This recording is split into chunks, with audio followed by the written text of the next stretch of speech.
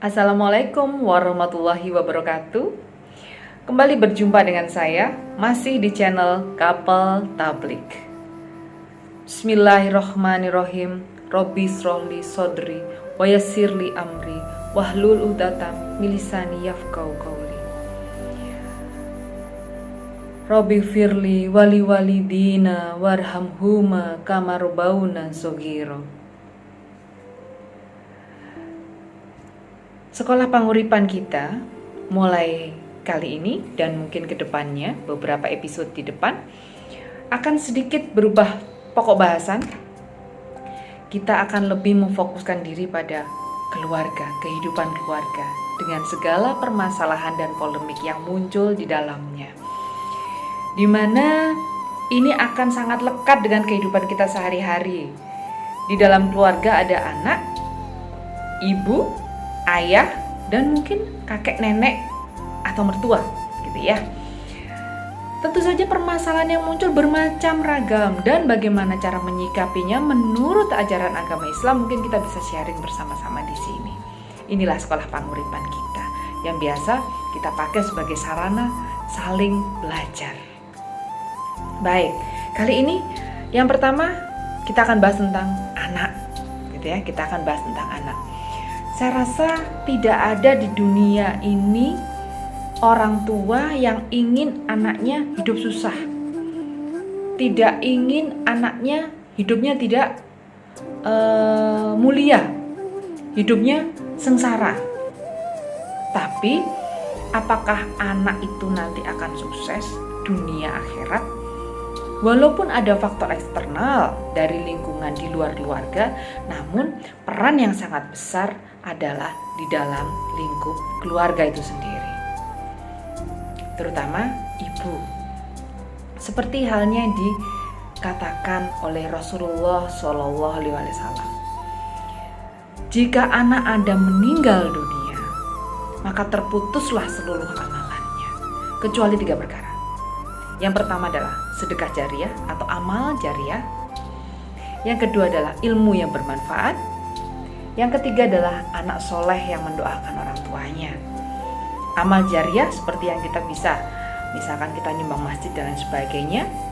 Ilmu yang bermanfaat seperti halnya kita dapat ilmu dari guru atau kita mengajarkan sebuah ilmu pengetahuan. Selama ilmu pengetahuan tadi dipakai oleh banyak orang, maka saat itu pula lah pahala mengalir kepada kita, walaupun kita sudah tidak ada di dunia ini lagi. Dan yang ketiga adalah paling dekat dengan kita adalah anak-anak yang soleh, doa anak soleh. Nah, setiap orang pasti ingin mendapatkan anak yang soleh supaya nanti itu akan jadi penyejuk kita saat kita nggak ada, saat kita sudah kembali ke ilahi Robbi, yaitu lewat kucuran pahala. Nah, tentu saja harapan kita tadi tidak bisa sekejap mata langsung terwujud. Tapi ada beberapa tahapan yang harus kita lakukan supaya kita bisa mendapatkan anak soleh yang bisa mendoakan terus kita. Dan pahalanya akan terus kita dapatkan saat nanti kita kembali ke pangkuan ilahi Robbi tadi. Seperti yang dikatakan oleh Rasulullah SAW. Rasulullah pernah mengisahkan tentang hak dari seorang anak, gitu ya, hak dari seorang anak, dari seorang ayah, hak seorang anak dari seorang ayah.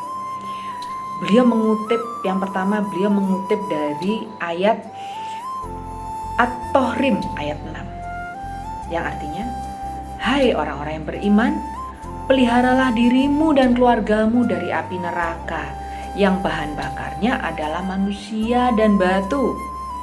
Peliharalah dirimu dan keluargamu dari api neraka.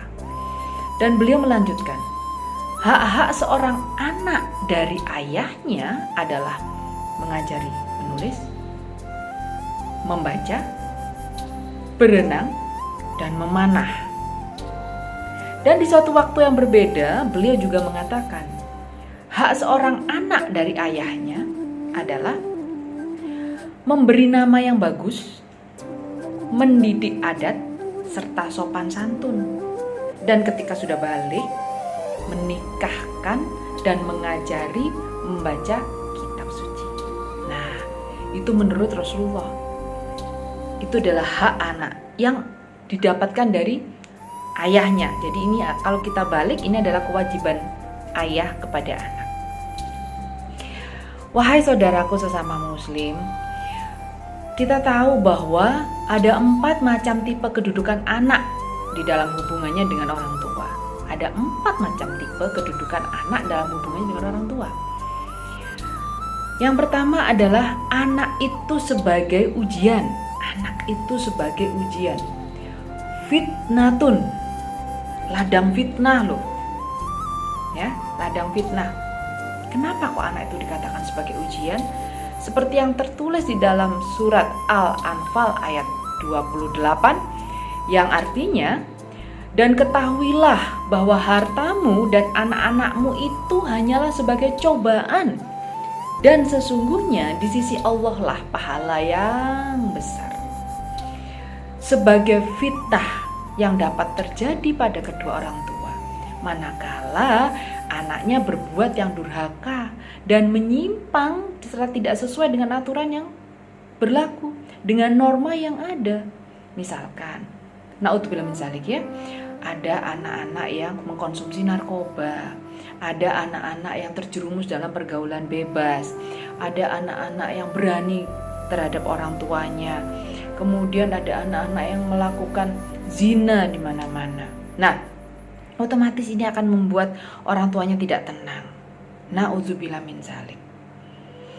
Nah, kemudian yang kedua, anak itu ternyata juga merupakan perhiasan dunia. Zinatun hayat. Zinatun hayat. Seperti yang tertulis di dalam surat Al-Kahfi ayat 46 yang artinya, harta dan anak-anak adalah perhiasan kehidupan dunia. Tetapi amalan-amalan yang kekal lagi soleh adalah lebih baik pahalanya di sisi Tuhanmu, serta lebih baik untuk menjadi harapan.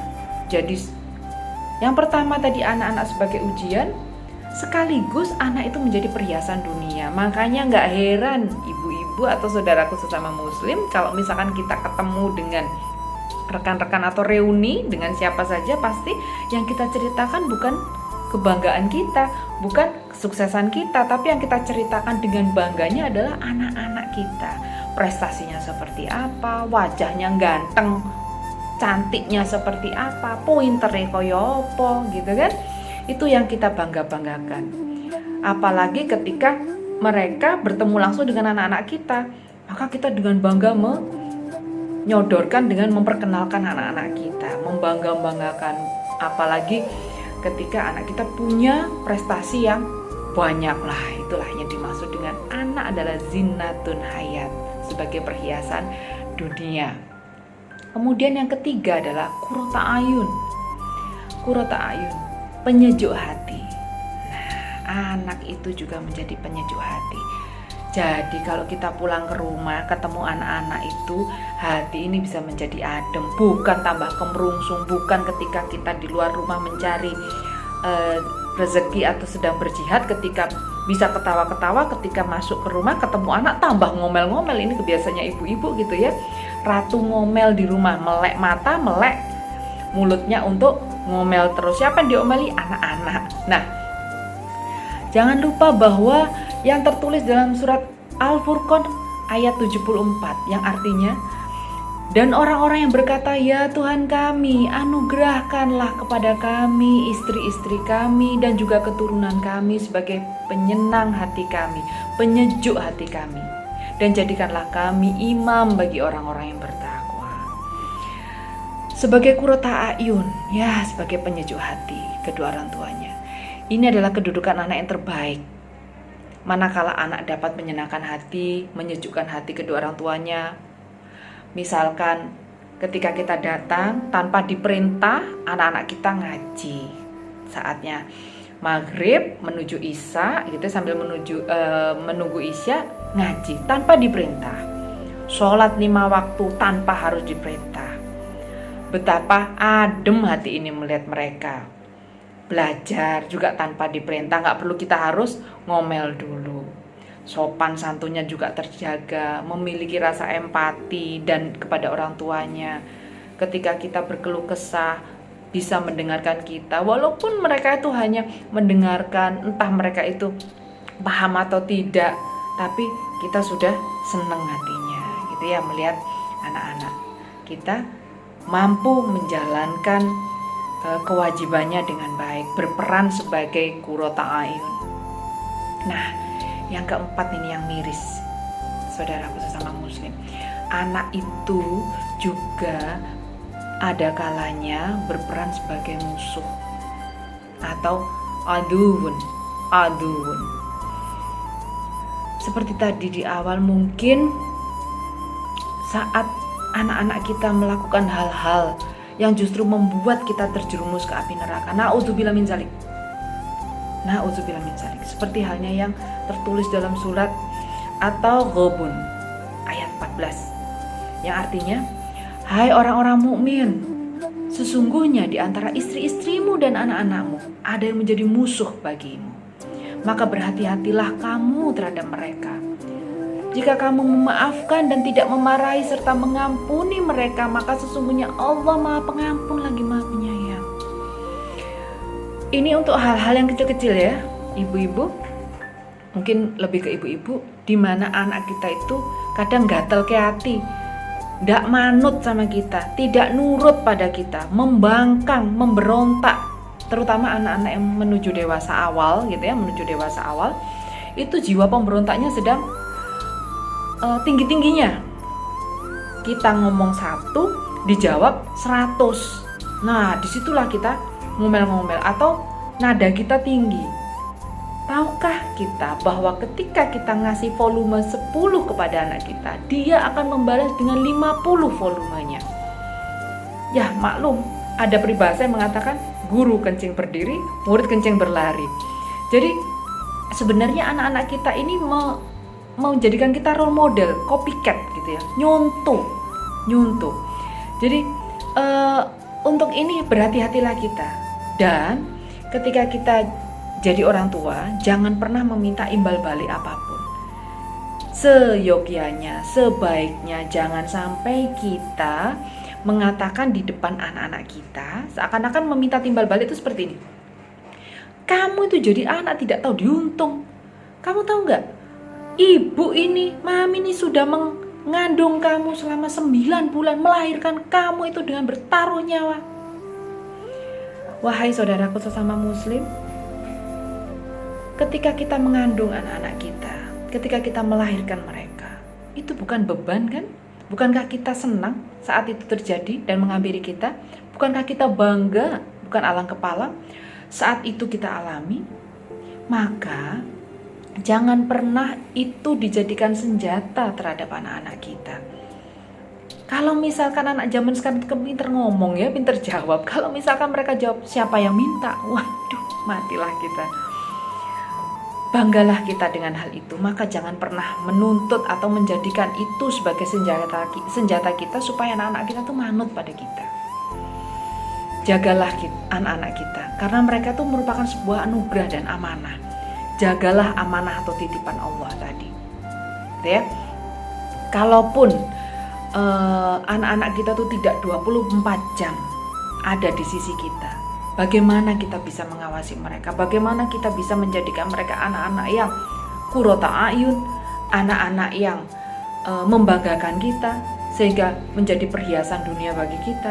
Nah, saya punya ada beberapa tips yang bisa dipakai oleh orang tua supaya anak-anak itu akan menjadi anak yang soleh dan bisa tetap mendoakan kita walaupun atau bisa mengucurkan pahala kepada kita walaupun nanti kita sudah tidak ada di dunia ini.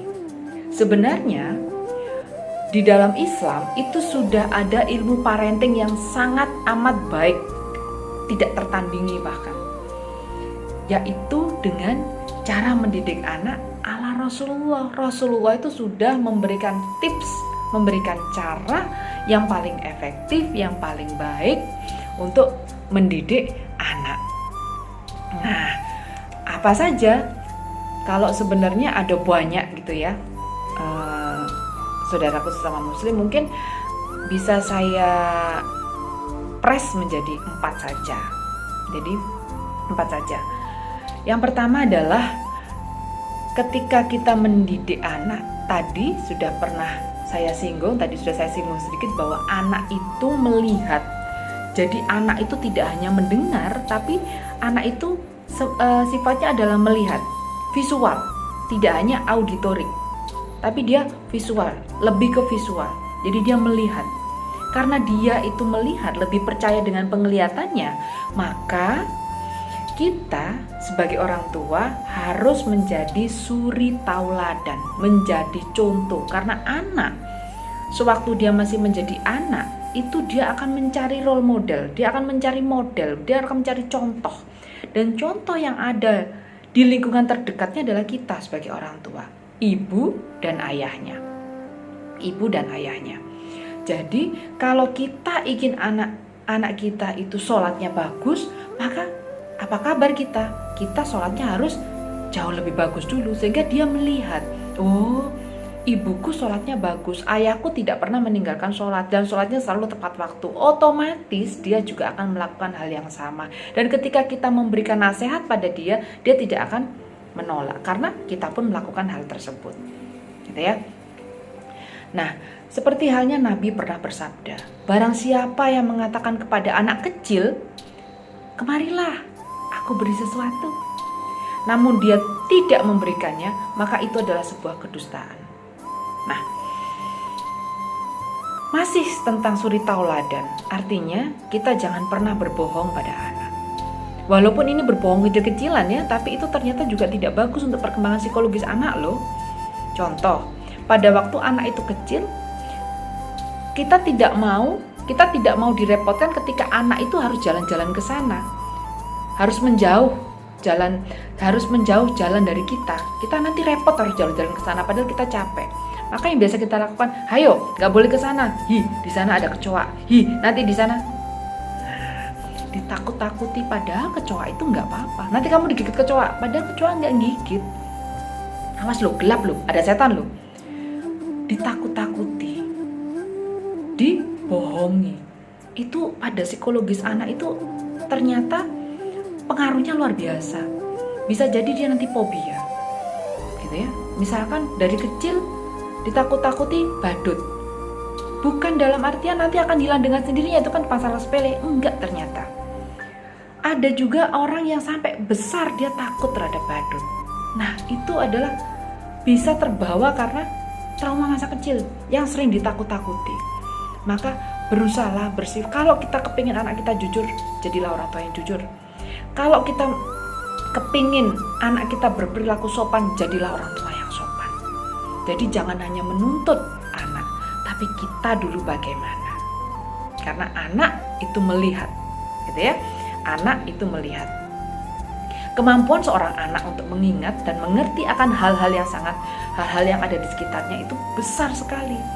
Bahkan bisa jadi lebih besar dari yang kita kira. Jadi seringkali kita melihat anak sebagai makhluk yang gak ada artinya. Cuma bocah cilik, cuma anak kecil yang tidak bisa mengerti atau mengingat banyak hal. Ingat, anggapan itu sangat salah. Jadi kadang-kadang saat kita tidak menyadari, si anak itu bisa mengingat hal yang lebih besar dari yang kita kira dalam jangka waktu yang lama seperti yang kita duga.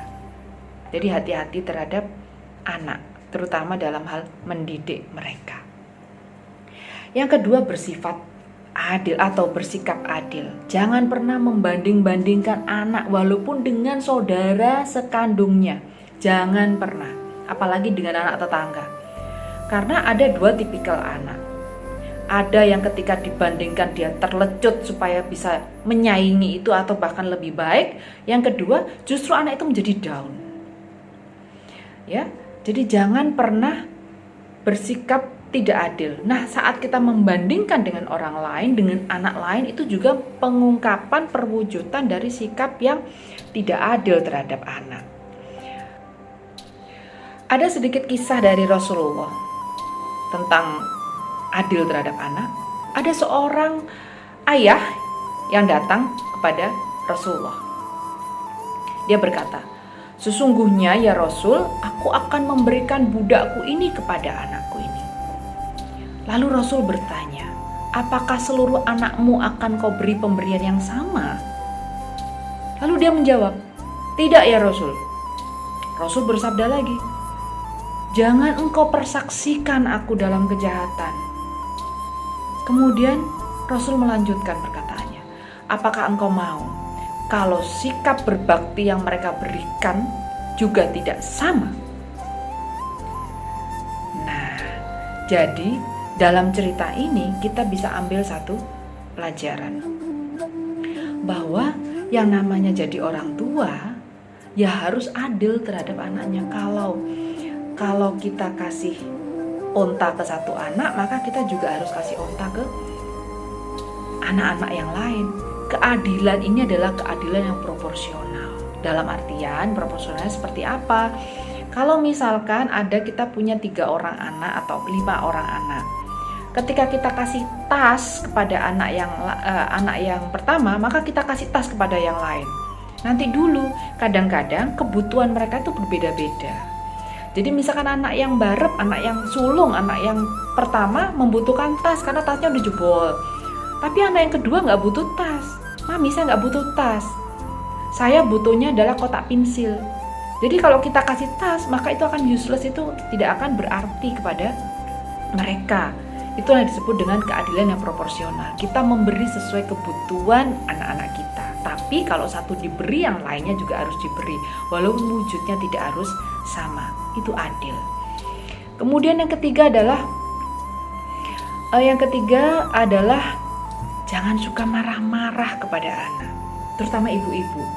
Jangan pernah marahi anak. Karena ketika kita marah, gitu ya.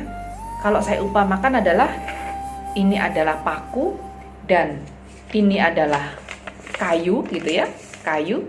Nah, ketika saya marah, maka paku ini saya tancapkan di kayu ini. Gitu. Saya tancapkan di kayu ini.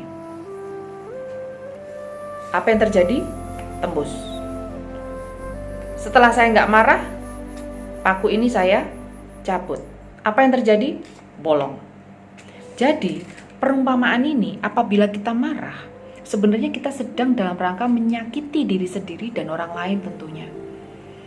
Seperti halnya kita menancapkan paku. Ketika paku kita tarik, tetap ada nodanya, tetap ada bekasnya. Apalagi itu pada anak. Yang mana tadi sebelumnya kita bahas bahwa anak itu daya memorable-nya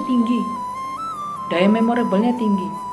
Dan besar tanpa kita duga, walaupun dia masih anak-anak. Jangan suka marah pada anak, mencela pada anak, berkata atau nyumpahin anak, apalagi ibu-ibu. Hati-hati, dijaga mulutnya, ibu-ibu dijaga. Ada seorang sahabat Nabi yang bernama Anas radhiyallahu anha. Dia berkata, aku menjadi pembantu Nabi selama 10 tahun beruntun. Tidaklah beliau memberikan aku perintah, lalu aku lama mengerjakannya, atau aku tidak kerjakan sama sekali. Melainkan beliau tidak pernah mencelaku. Apabila ada salah satu keluarga beliau yang mencelaku, beliau bersabda, biarkanlah dia. Kalau dia mampu, pasti dia lakukan. Nah, jangan suka marah, karena marah itu merugikan diri kita sendiri. Apalagi marah terhadap anak. Berilah mereka kepercayaan. Setelah itu kita monitoring, kita ajari dulu atas satu hal, kemudian biar mereka mencoba melakukan. Kalaupun salah, nggak apa-apa, jangan langsung dimarahi, karena itu proses belajar. Itu adalah proses belajar. Dan jangan pernah mencela anak, mendoakan jelek, menyumpahi anak. Doa ibu itu tanpa hijab ibu-ibu, maka kita hati-hati terhadap apa yang kita ucapkan, terutama pada anak. Ucapan itu adalah doa. Kamu itu memang anak yang bodoh. Nah, itu adalah ucapan buruk dari seorang ibu. Jangan pernah kita melakukan hal yang itu. Lalu yang terakhir adalah doakan anak. Doakan anak. Ketika kita nyumpahin anak, pasti anak itu akan tidak sejahtera hidupnya, nyungsep hidupnya. Padahal kita nggak mau anak kita itu nyungsep hidupnya. Maka dijaga benar lisan kita. Rasulullah bersabda, janganlah mendoakan keburukan atas diri kalian, dan janganlah mendoakan keburukan atas anak-anak kalian. Juga janganlah mendoakan keburukan atas pembantu-pembantu kalian. Kesimpulannya, Rasulullah mengatakan jangan pernah berdoa jelek. Doakan yang bagus-bagus. Karena ketika kita mendoakan orang, sebenarnya kita sedang mendoakan diri kita sendiri, akan kembali ke kita sendiri.